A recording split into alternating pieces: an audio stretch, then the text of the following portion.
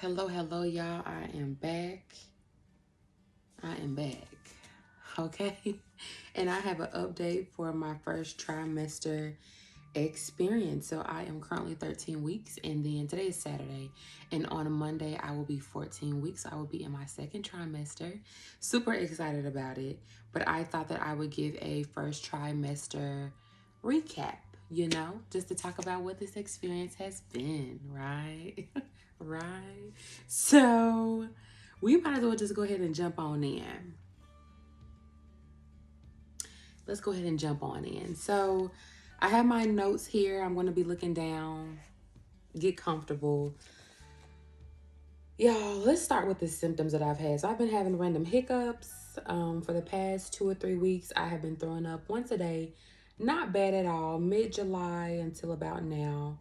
I've been feeling like I've been passing, that I'm going to pass out for most or majority of the day for 2 to 3 weeks or so every day. And because of that, I don't want to eat. I've had food aversion.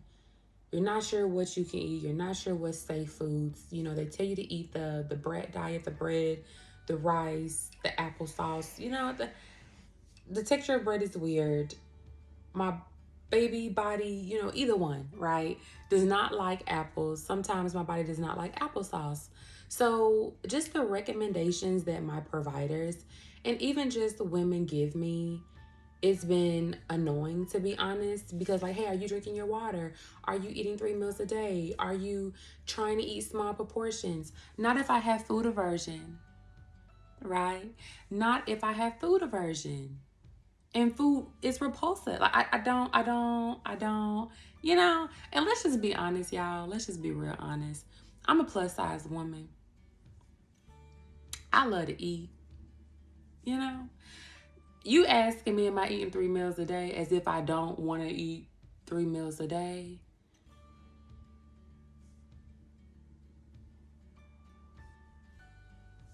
So, just the frustrating part of being pregnant and sharing your feelings, and this the advice that you get and from providers, from people who mean well, people who love you, but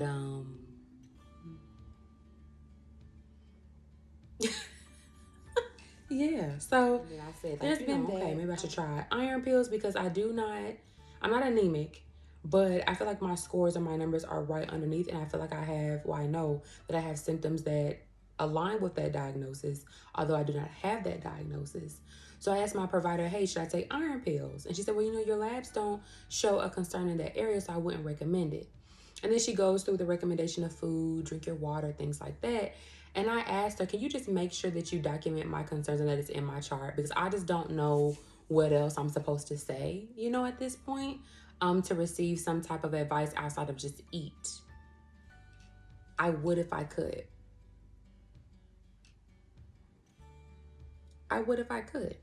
And so after I said that, she said, would you like to try medication? And I said, well, will that help with food aversion? And she said, yeah, it might, So she gave me Zofran. I may be saying that. I hope I'm saying that right. And you guys, I took that Zofran and I was able to have a breakfast sandwich. And then a few hours later, I had me some cereal. And then I had chili for lunch. And then I had spaghetti for dinner. And I have not been able to eat that amount of food, and I don't know how long. I don't think I've been able to smell that amount of food, and I don't know how long. You guys, like the Zofran takes away the nausea, it takes away the food aversion. You're able to eat food. Textures are not a thing. You guys, I had energy yesterday to clean my whole house because I haven't cleaned my home in about 2 months. I'm not gonna lie to y'all. I have not cleaned my home in 2 months. And it looks like I have not touched my home in 2 months. So, sweeping, what vacuuming, what mopping, things were all over the place because I just don't have energy. So it was just clutter, right? The guest bedroom sheets were not made. Y'all, my clean laundry sat at the foot of my bed in the basket for a week. I was able to come through and get all that done. Okay. I cleaned toilets, y'all. I was able to get all of that done. So that Zofran, for me, and the way that my body responded, wasn't just about the nausea part. It helped with the food aversion and the energy and just even like my sense of smell. You guys, I felt normal for the first time in like 2 months.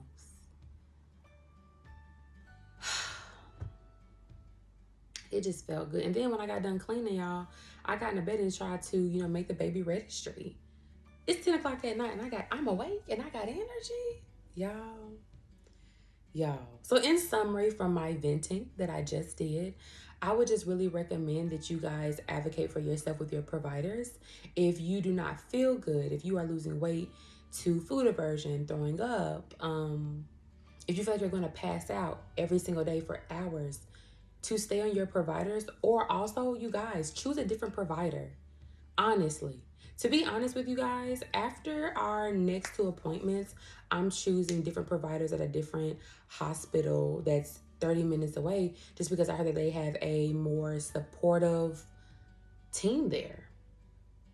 And the place where I was going now is about 8 minutes away, but I will drive 30 minutes away to make sure that my team hears me. I'm a Black woman who's pregnant. I take this. I went to my doctor's appointment, you guys, and I lost 5 pounds due to the food aversion. We did hear the baby's heartbeat, and I think the very first time the baby's heartbeat was 183, and now it's come down to 150 to 160, which she said the midwife said is pretty, usual and normal. And so I made include a clip of the baby's heartbeat. I think so. Yeah, I'll include it.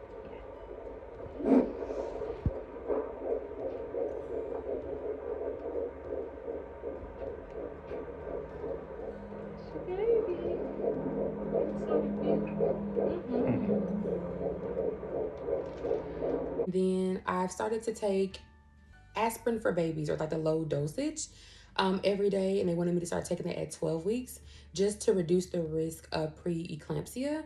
So I was born 3 weeks early because my mom experienced that. And so basically, I got my notes here, y'all. So basically, it is when high blood pressure develops during pregnancy, and it could be harmful for mom and also the baby. So they want me to take it every day. And the midwife said that at some point in the next few years, they want to try to infuse that into prenatals or have that in the prenatal as well, just because it's such a common risk or concern for moms. So I just wanted to double check and be sure about what that was. So I asked my midwife, and just to go over certain symptoms of what it looks like in pregnancy for mom.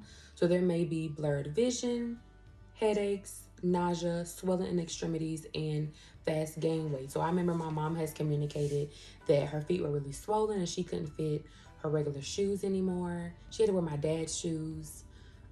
She was gaining weight, and they were saying like, "Oh, you're just eating too much." And my mom, was like, no, there's something else going on. And her providers did not listen to her until she went and I think got tested at a different time, and they saw that her numbers were concerning, right? So I think I don't know if she was induced. Not sure about that part, but I know that I came 3 weeks early because of preeclampsia. So that is why I am taking the baby aspirin. So things that I have been using so far, you guys. So my mom ordered me this cocoa butter formula with vitamin E, and it has like a 4 or 5 step process, and this is what it looks like. You guys, so listen, I have stretch marks on the left side of my belly that honestly have darkened over time. I'm okay with it. My belly button is really dark for some reason. I'm okay with it, but I don't really think this stuff works for me. I am still going to moisturize my belly. My belly feels very moisturized, and maybe that's just the purpose, and it's not about getting rid of your stretch marks. But also just to remember that stretch marks are genetic. So I kind of think that regardless of what cream you put on, it just might occur just because of genetics, which is really interesting because my mom doesn't have stretch marks. And she didn't have stretch marks during her pregnancy, I don't believe. So I don't know where mine is coming from. But so yes, you guys, so I have been using this, and yeah, my belly has been really moisturized. And my friend Maya got me this pregnancy book, and it is called Oh Sis, You're Pregnant. And so this is the book that I have been reading. I really like it because it's reader friendly. The jokes, the comments, the things that she referenced to, I can relate, I can understand. And so it just covers a lot of different things. Let's go over some of those chapters. So it talks about, motherhood, when you're new to motherhood, your belly bump, medical things such as gestational diabetes. Let's see here. Doulas, which we will talk about doulas. Doulas, saving your money, nesting, giving birth, your options. And it's really just an informative book. So not trying to sway you in any way, but just taking medical clinical terms to where you can understand, and it's just not a bunch of clinical jargon. So I really like this book. I do want to say that although I'm all about preparing, being ready, you guys, I am not going to 7 different classes. I'm not reading 7 different books. Listen, the baby gonna come regardless. The baby gonna be, mama gonna be, like we gonna figure out stuff when we get there. I'm not going to overwhelm myself. So this is gonna be the only book that I'm reading. And yeah, I plan on working with a doula, which we will get into that a little bit, well, right after this part. But in whatever classes or things that she wants to teach me, I will engage in. But y'all, I'm not gonna overwhelm myself. I'm pregnant. I'm not overwhelming myself. I'm not overwhelming myself. We're not doing that. So that's the book that I've been reading. My mom also got me this, I'm gonna say this wrong, y'all. It basically combined mama and body together, and it is a pregnancy belly support band. And so it will support you in your first trimester, I think your second, and your third. So I have been wearing it around my lower belly and my back just to kind of support the lower stomach. And then as you, does it have pictures? I'm sorry, you guys. Of course the baby wants me to hiccup right now while I'm talking.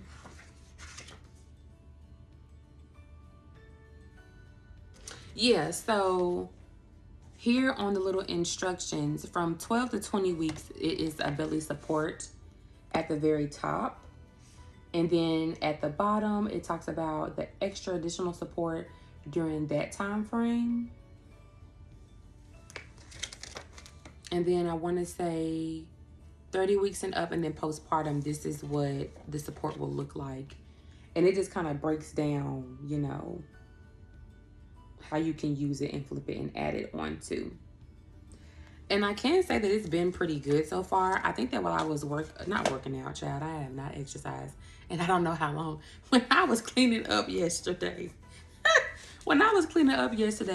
I used the first stage, and it was very supportive for my belly and my back. So very supportive. Ooh, child, now I'm out of breath. And it was very supportive. So one day in July, I want to say July 27th, I went to a 4-hour clinic where a doula talked about her company, her purpose and her passion for becoming a doula, the services that she offers, answer any questions, gave us tips about certain yoga poses, and just opening up our hips and our pelvis for when we do give birth. And I really liked her. I felt really comfortable with her. And so I plan on signing up and working with her, or beginning to work with her in September next month. And so I don't know if you guys are aware, but doulas serve a purpose of making women, or supporting women in feeling safe, empowered, informed of your options, and just really taking a more holistic approach versus just the medical side. So, of course, depending on where you give birth, so in the hospital, birthing center, it just depends on what kind of system or approach they may use. So, for an example, in a hospital, to be honest, it's all about getting mom and baby out of there in a safe way. But with doulas really support a holistic, more less medical side. So in the hospital, they may provide this procedure, use this tool, a vacuum to get the baby out, I can't think of it, but little forceps. I'm using the wrong word, y'all, but little things to get baby out. And it's just like, doulas are like, but we could have mom squat and have gravity support the baby coming out. We could try a different breathing technique. We could try a different vibration every time that you have a contraction to get you through instead of medication. And so you get to choose what you want and create your birthing plan with your doula, but it's all about less procedure and more holistic side of doing things. I hope I kind of explained it as best as possible. I do recommend you guys do your own research and look into it for yourself if that's something that you are interested in. And then going onward to speaking about mental health in pregnancy. And so, you guys, my first trimester, again, I have felt so calm, so grounded, so beautiful, so special, so chosen, so amazing, so happy. I have felt so happy during my first trimester.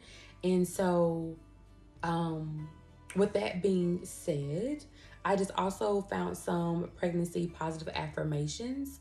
And so positive affirmations, if you guys do not know, are just ways to stop or address those negative thoughts that we might be thinking. So some of us may be anxious about, I'm not a good mom, or how will I do this, or I'll never do that, right? But positive affirmations say, I am a good mom. I am doing well. I am taking care of my body. And so I would just really recommend you guys creating your own positive affirmations for your pregnancy and for postpartum as well. And I wanted to share a few of my positive affirmations that I created during my pregnancy. So let me find where my journal is. Some of my positive affirmations are, my baby is safe and sound in my belly. I am enjoying my pregnancy. My most important job is to relax, y'all. That was the one. That was the one. These emotions are temporary. I am pregnant. These are just hormones. It's an experience, not a diagnosis. My voice matters and I will be heard. My needs are important and I prioritize. Ooh, that word gonna get me. And I prioritize them with confidence. And I prioritize them with confidence. I can communicate my boundaries with kindness.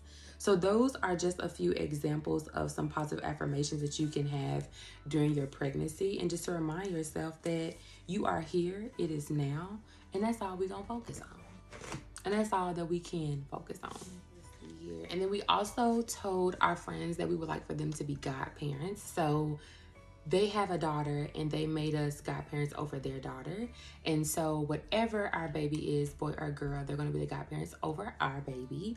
And so I'm going to insert the clip of us telling them. And wait! You hush it up! You hush it up! You Thank you, brother. Congratulations! Thank you, brother. Oh, she's about to cry. You started! And so they didn't even know we were pregnant. And they were really excited. And so we just loved on them and they loved on us. And yeah, it was a good time. It was a good time. It was a really good time. So really excited for them, for us, that we just got to share that with them. And is the gender reveal. I cannot believe it is that time. So we will have the results, or we're supposed to have the results for the gender reveal or the gender on September 3rd. And I was just going to get a little cake from Walmart, y'all. Go out to a park, get the little wine cups, do it like the picnic TikTok, Instagram videos that they've been posting, and find out what our gender is there. It's not going to be a big celebration, nothing huge. It's very intimate with Donald and I. But of course, your girl is going to record it. She going to do that. The makeup going to be done. All right. And that's how we're going to do it. So we will find out the gender of the baby in about a month. And that just blows my mind. Oh my gosh, it blows my mind. Everybody seems to think that it's a boy based off of like the midwives' tales things. But you really can't go on that. You really can't go on that. So I don't know. I don't even want to tell y'all what I think it is. But to be honest with you, I think I'm having a girl. I want a girl, But I think I'm a boy mom, to be honest. I think I'm a boy mom. But Donald and I, my husband, have always talked about having a little girl. And because we have talked about her for like, at this point, almost 5 years, that's just what we, ooh, excuse me. The baby's making me hiccup. That's just where our mind goes. But I want a girl. I want a girl. A month or so. And then the baby shower is going to be at home where I'm from in Tennessee in November. And my friend is going to decorate, and it's going to be a teddy bear theme. And I will, of course, get covers, take pictures of all that as much as possible during that time. And oh, you guys, I almost forgot. The whole reason why I got my makeup on is, first of all, let me tell you, I probably put on makeup about once a month. If that. But today I went to go take pictures because I am coming out of my first trimester. And so I wanted to go take pictures, and I did that. So I'm going to insert some pictures, some clips, some little videos of us out at the little park today.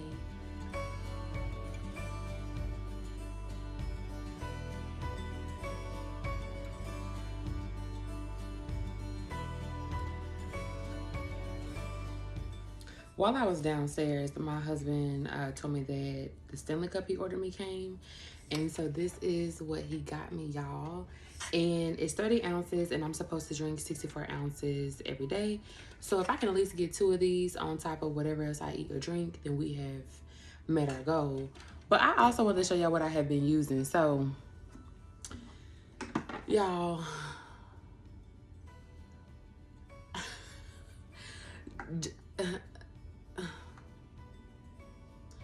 throwing this thing around has not been fun. I really don't feel like there's much to say other than I'm glad that my husband got my Stanley Cup, because now I feel like I'm a girl's girl. Okay.